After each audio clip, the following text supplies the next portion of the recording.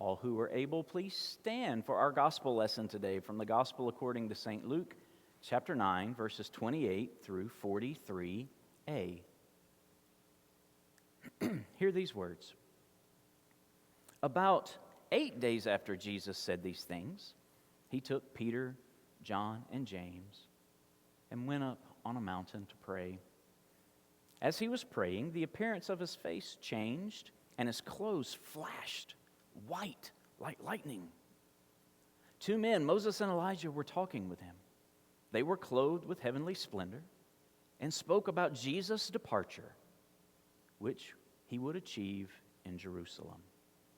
Peter and those with him were almost overcome by sleep, but they managed to stay awake and saw his glory, as well as the 2 men with him. As the 2 men were about to leave Jesus, Peter said to him, "Master, it's good that we're here. We should construct 3 shrines, one for you, one for Moses, and one for Elijah." But he didn't know what he was saying. Peter was still speaking when a cloud overshadowed them. As they entered the cloud, they were overcome with awe.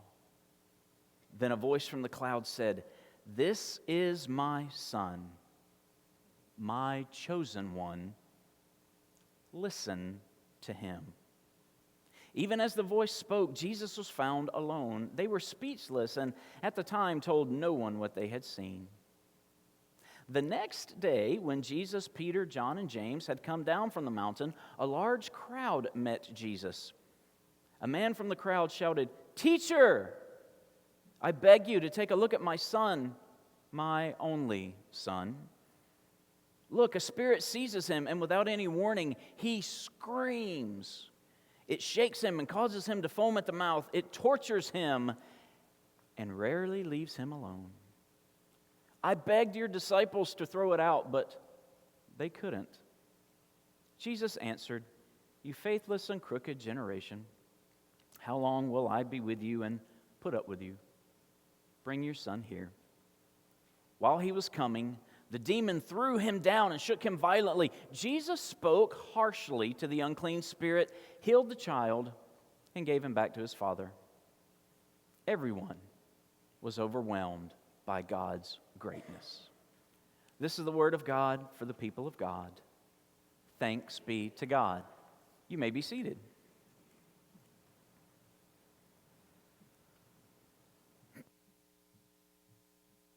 So, in his book, The Unexpected Universe, humanist and anthropologist, scientist Lauren Isley tells the story of the star thrower.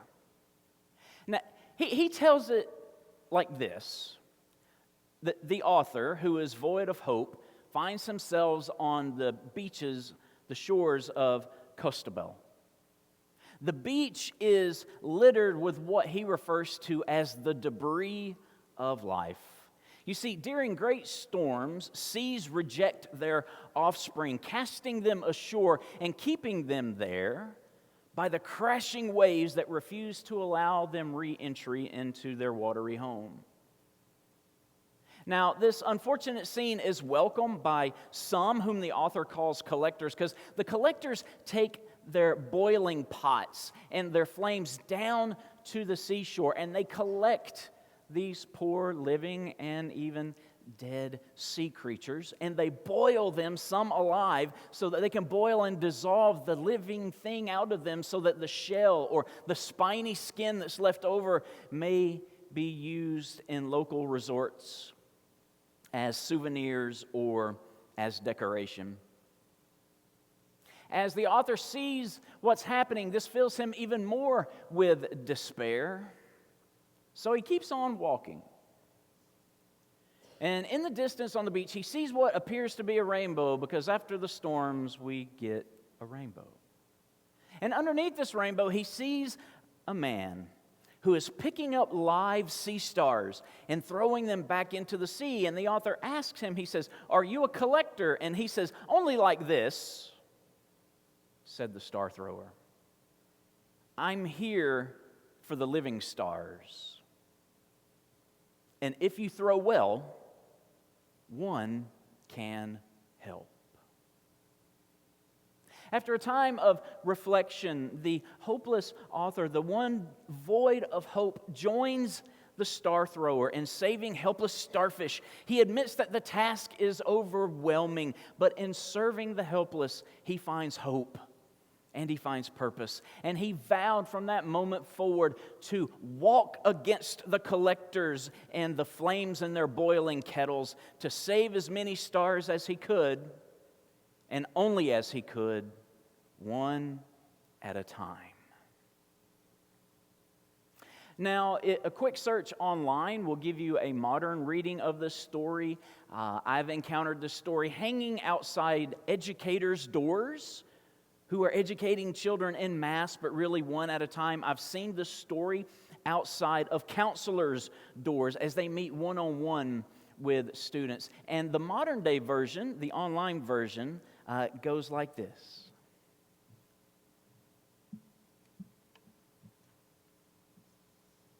It all started when a man was walking along a beach upon which thousands of starfish had been washed up during a terrible storm. When he came to each starfish, he would pick it up and throw it back into the ocean. People watched him with amusement. He had been doing this for some time when someone approached him and said, "Why are you doing this? Look at this beach. You can't save all these starfish. You can't begin to make a difference." Undaunted, the man bent down, picked up another starfish, and hurled it as far as he could into the ocean. Then he looked up and replied, "I made a difference for one." Inspired, the newcomer joined in throwing starfish back into the sea. Soon others joined, and many starfish were saved.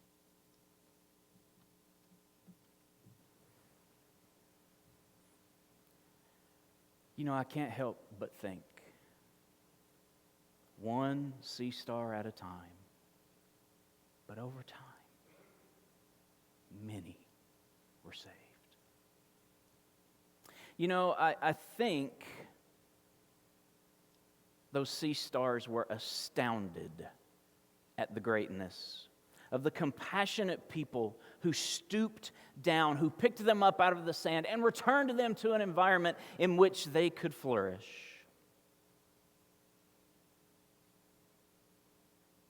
Also of note, the story, whether in its original form or in the form that Carrie just read to you in the more modern day telling of it, note that the story doesn't say that the helpers were rich.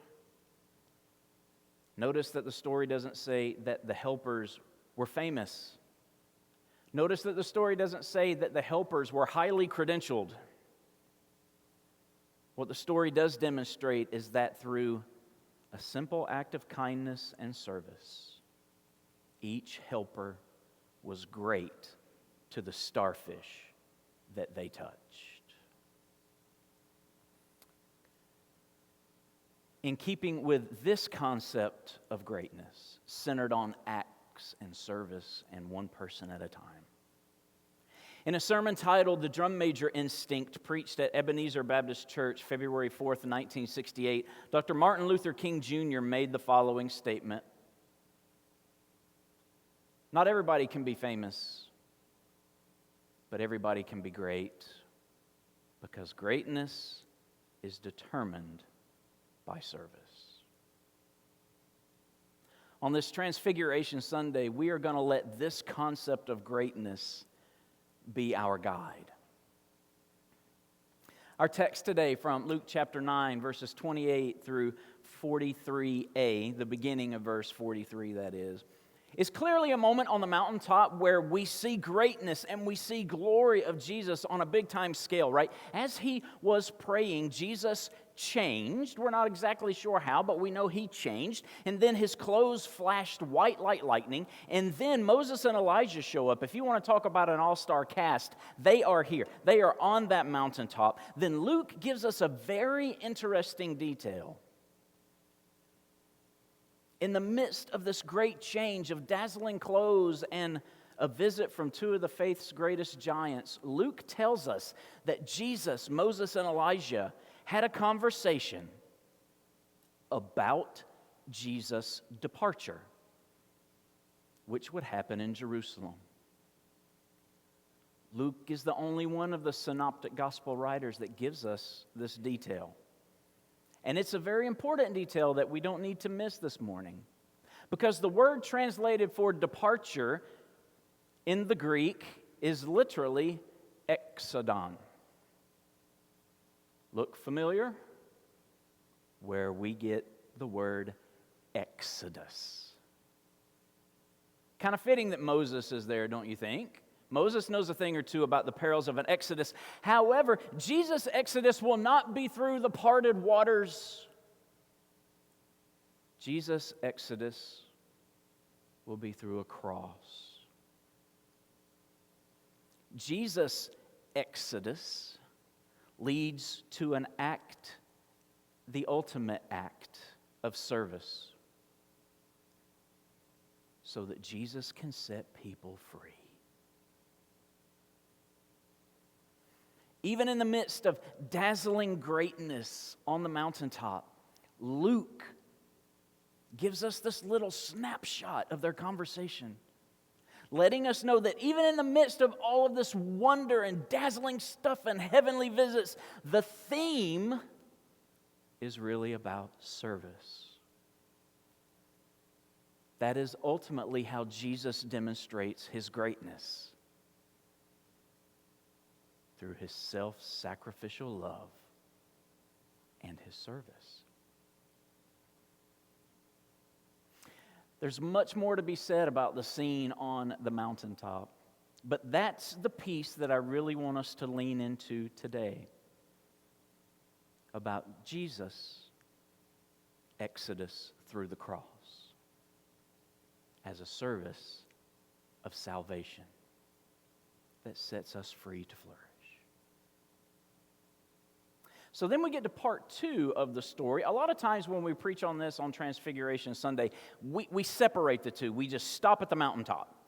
Because, good Lord, there's so much there. It's such a reference to Mount Sinai where Moses meets with God, or Mount Horeb, which is the same mountain, by the way. Those of you in Exodus for normal people, you just got exactly what I said to you. Where Elijah has an encounter with God. There's so much allusion there. There's so much to get. But that's the piece I want you to get, is their conversation about Jesus' exodus and the service in which Jesus offers to the world. So we normally break these apart, but today I didn't want to. I could not bring myself to. And honestly, for a few Transfiguration Sundays over the past few years, I've wrestled with this. I want to put these stories together. You know why? Because they belong together.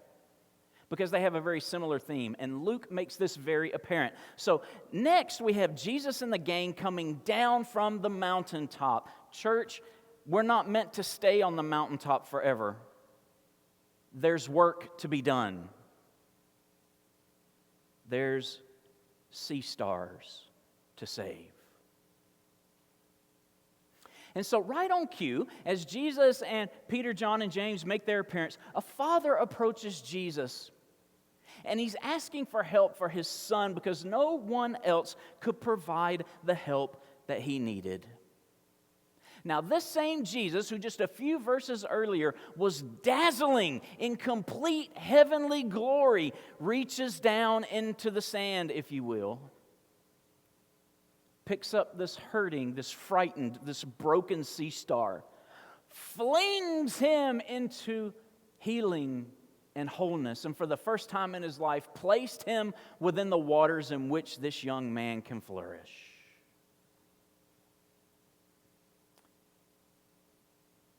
Essentially, Jesus tells the crowd gathered there, I made a difference in the life of that one.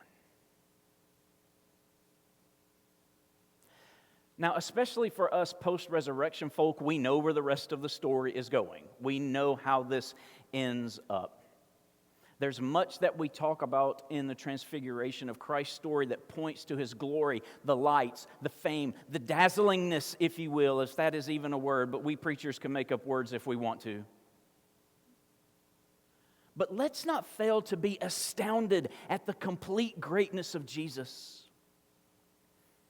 The greatness that Luke really leans in to remind us, a greatness that is demonstrated not through fame, but through service and through compassion.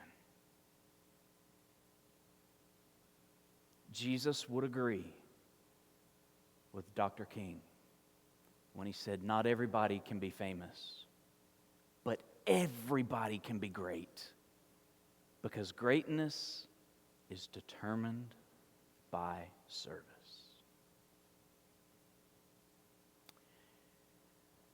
Today, I have a few takeaways for you. So if you're writing in your sermon notes or whatever, this is where you're going to get your pen or pencil really handy, because here's a few takeaways that I don't want you to miss. And the first one is this: the Transfiguration is a mystery. We cannot fully explain it. We cannot fully explain what happened to Jesus on the mountain. Luke doesn't tell us in detail exactly what happened to Jesus on the mountain, nor does he try to explain it. He just tells us that it happened in all of its glory. And I'll be honest with you, would it be a glorious heavenly scene if we could describe every jot and tittle and where it came from and how it happened? I think God's a little bit bigger than that. But what we really need to understand from this scene is that it is a mystery, and within that mystery, we get a glimpse of the full glory and the full greatness of Jesus. So let's talk about that full glory and greatness for just a second, because it has two parts as we see up on the mountain. First is this: we see Jesus' heavenly glory. We have the dazzling clothes. We have meeting with Moses and Elijah. We have this voice from heaven affirming who he is and telling us to listen to him, which, by the way, is a sermon in and of itself. Listen to Jesus, listen to Jesus, listen to Jesus. All right, yeah, that's hard. We get all of these heavenly scenes because those lights and the visits from Moses and Elijah and the voice from the Father, none of that is stuff that we encounter in our everyday lives. That is the heavenly glory of Jesus on full display. Enjoy it. Let it be a mystery and see how powerful God can be. Here is the second part of the glory that I don't want us to miss.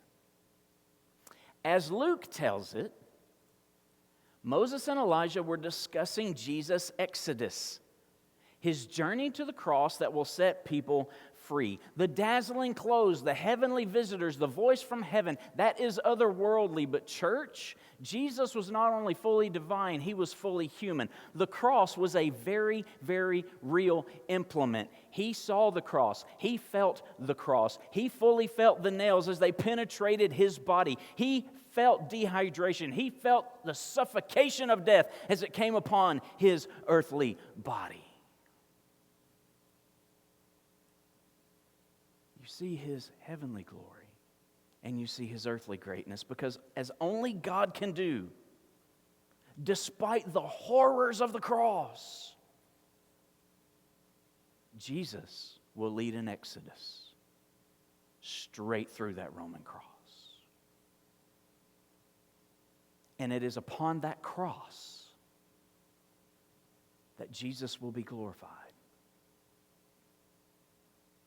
And from that moment of glory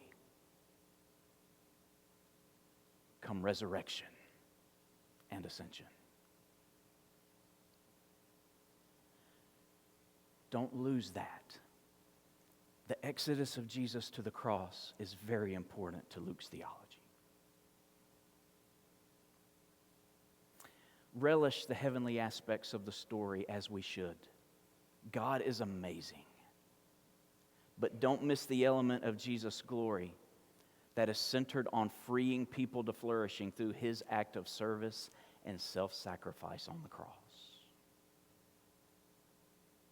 The last takeaway that ties this all together as I begin to land the plane for you is this. Though the need for healing and wholeness in the world is overwhelming, do you have to look far to find somebody that needs healing and wholeness in this world? It is overwhelming. The beaches of life are littered with the debris of life. Though it is overwhelming, Jesus' ministry makes a difference in the life of that one.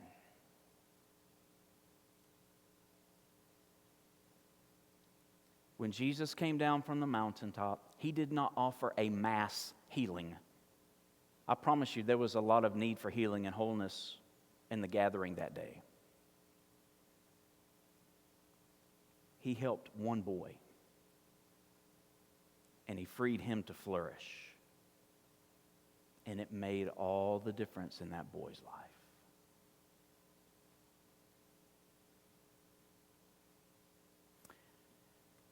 Jesus' ministry makes a difference in the life of that one. But Jesus offers us an invitation to participate in making a difference in the lives of that one. And that brings us to our homework. You might, in evangelical circles, hear your homework described as each one, reach one. Each one, reach one. And here's what I mean by that. In your circle of family and friends, invest lovingly, not judgmentally, in the life of one person whom God is calling you to serve, so that your presence in their lives promotes wholeness and flourishing.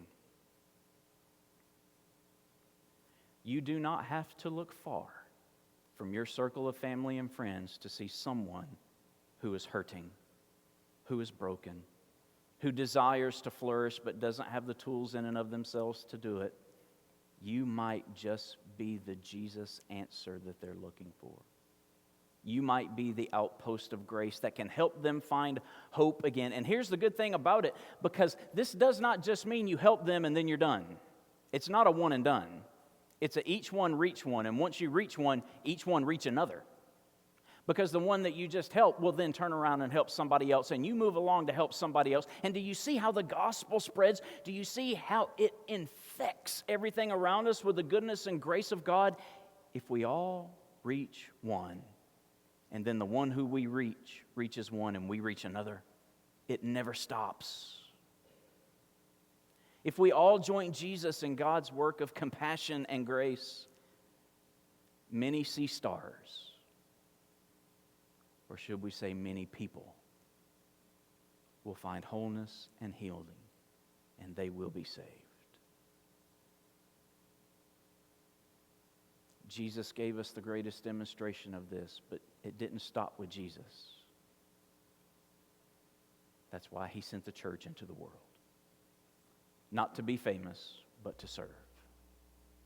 Because not everybody can be famous, but everybody can be great, because greatness is determined by service. So with Jesus' help, let's be great. Let's be great by making a difference in the life of one person at a time. Let's serve them. Let's love them. Let's offer them hope. And then free them to flourish in the world and offer hope to others. Nothing more, nothing less. For through this, one person at a time, the whole world might be saved. In the name of the Father, the Son, and the Holy Spirit. Amen.